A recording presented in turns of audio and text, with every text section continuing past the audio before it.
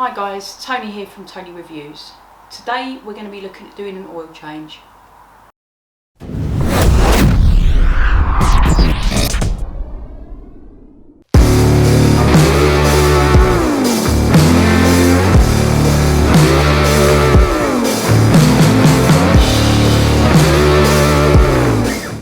Okay, so doing an oil change, it's not the hardest of tasks in the world, and if you're a competent mechanic and you do your own stuff, you're not really going to find this video very helpful. But if you are, you know, starting out, you've never done anything like this before, then it may just be the thing you need to help you just get a little bit more confidence in maintaining your bike yourself. So when it comes to doing something like an oil change, look at the specification on your bike and see what they recommend in terms of how frequent you should do it. Now, I do my oil change on my Triumph Street Twin every 3,000 miles, and I use the recommended oil for that, which is the Castrol 10W40, I think it is, synthetic oil, and I use a recommended as well, the Triumph filter to go with that. So I've been riding for over 20 years now. I've always maintained my own bikes, and that's for a couple of reasons. I think my dad's always instilled in us all that we should be competent in knowing about our vehicles, and we should where we can carry out those repairs. And I think you just get to know your bike and your car, you get to know those things a little bit more. When there's a little knock or a little rattle, you sort of know where that's coming from, because maybe you've had an issue and you've investigated it. So it just helps you understand your machine a little bit better. The other thing as well is no one's going to look after your bike like you look after your bike. So I know when I'm stripping something down and I'm cleaning every little bit and lubricating every little bit, that I'm looking after that bike, and no one else is going to look after it to the extent that I look after it. So I know, like when I do an oil change and I'm using the reputable parts and I'm cleaning down as I go, and I'm keeping an eye on any little issues that might, you know, escalate in the future, that I can keep an eye on those things. That for me is sort of peace of mind, that I know, one, I'm doing the job properly, and two, I can be aware of any issues that might arise because I've picked them up before they turn into something bigger. So that's why I like to do the work on my bike. And the third reason I like to do the work on my bike is it obviously saves you a bit of this. If you're not rolling in it, like I'm not rolling in it, for me it's a good way to cut costs and obviously, like I said, have the job done properly. So before you get started, I think it's worthwhile to say, just make sure you've got all your tools out, you've got everything you're going to need, you know, your cloths to wipe things down, and any sort of detergents and stuff to keep everything clean, a couple of pairs of gloves because they're going to get oily and you don't want to be using oily gloves to pick up tools.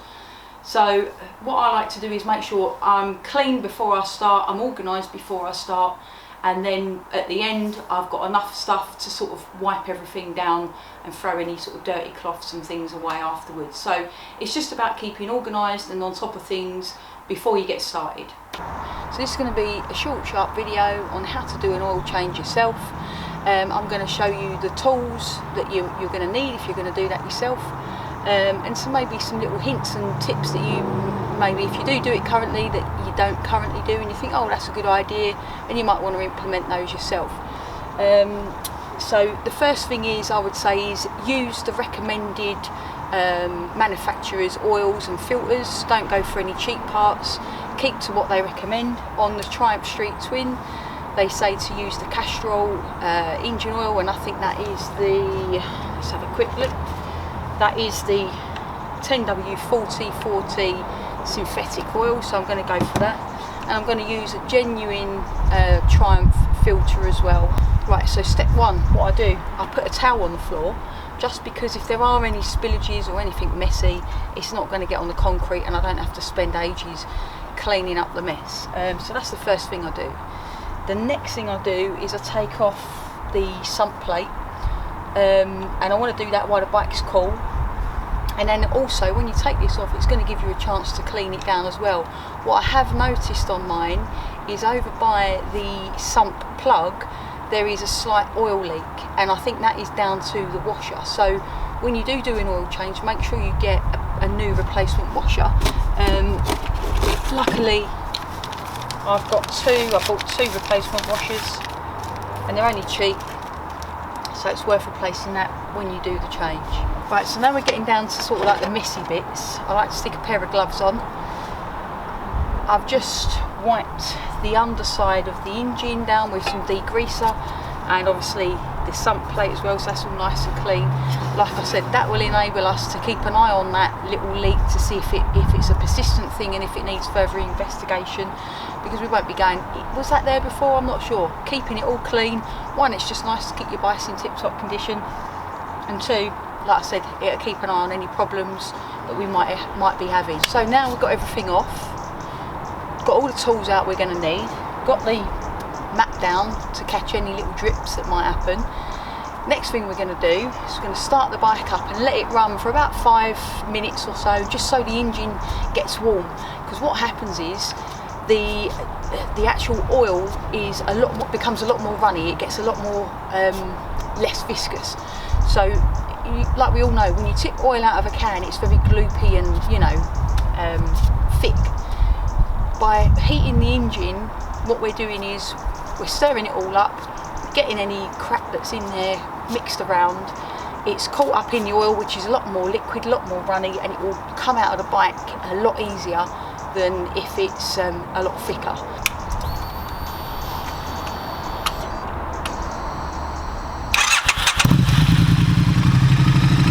The bike's nice and warm to the touch, so that means the oil's nice and loose, ready to sort of come out. I've got my little hex bit set, and you're going to need the number 8 to get the sump plug out if you're on the street twin. Comes with this little 3/8 adapter, so that will go in there, and I'll just use my ratchet on there to take it off. Now you want to get this all ready. Now I just use a little washing up bowl. You can actually get things like it looks like an oil can with a drain plug in the middle, so it falls into the sort of dip and goes into that, and you just do the little screw up and then it's all contained in that. What I do is I just use a cheap washing up bowl, and then I use an old can to tip it back into the bottle, and then I'll dispose of the bottle at my local disposing centre. That's the other thing, you've got to make sure you dispose of your oils and stuff in the correct way. So what we want to do is we want to have this on standby.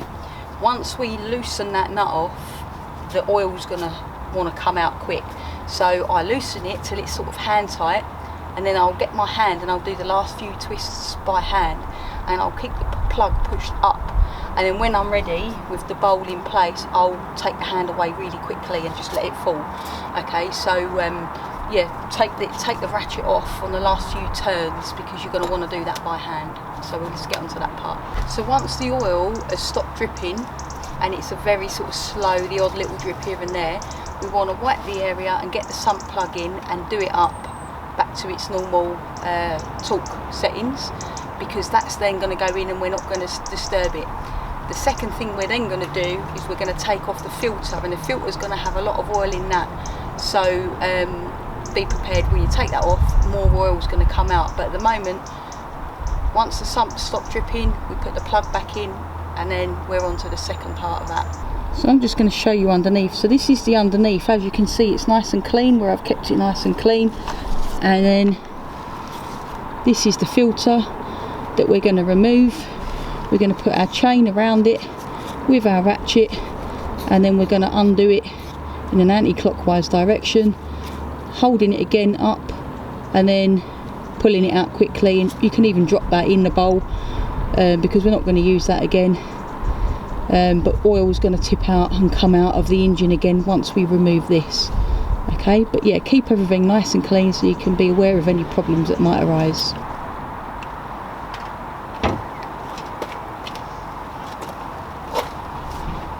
Right, so the next bit is putting the new filter on. First thing you want to do is lubricate the ring. Now this one comes pre-lubricated, it looks like they've put some sort of a grease on that.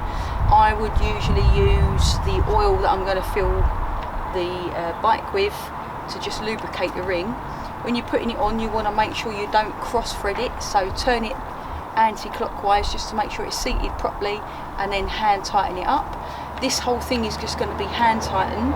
You want to go with a nice firm grip and get it nice and tight, and it will get tighter as obviously with the heat when the engine gets hot and stuff like that. Okay, so sump plugs in, new filters on, all the undersides nice and clean so we can keep an eye on everything. Now we're going to undo the oil filler cap and use our little funnel and our oil to top it up. We're going to keep an eye on the window, so let's get on to that stage.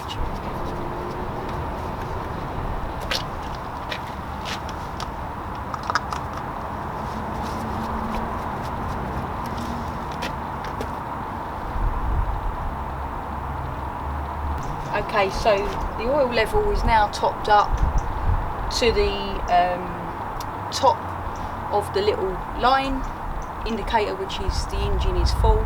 But obviously, like I said, the oil's got to circulate around the engine and it's got to go through the filter, and the filter takes up a lot of oil itself.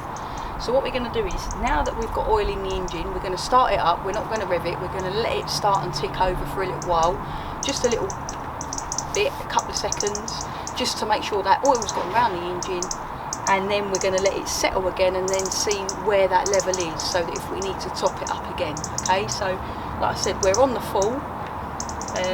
We're going to start it up, let it go, and then see where we're at.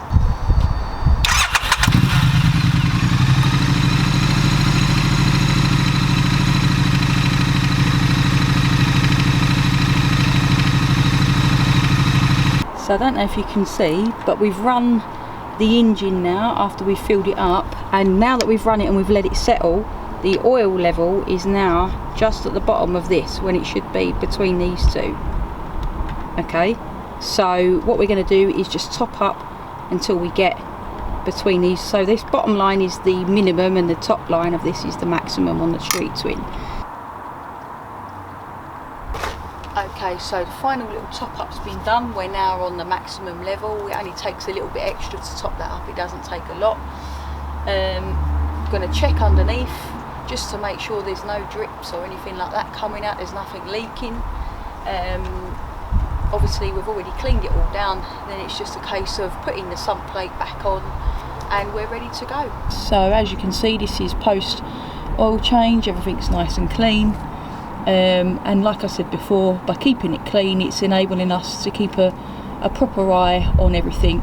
Again, always keep an eye on your oil levels and top up with the relevant oil where necessary. So the oil that you've used to do the change with, there should be some left over in the pot if you ever need to sort of top up, but that should be it until the next oil change, I would imagine, because I do mine every 3,000 miles. So I hope you found that useful.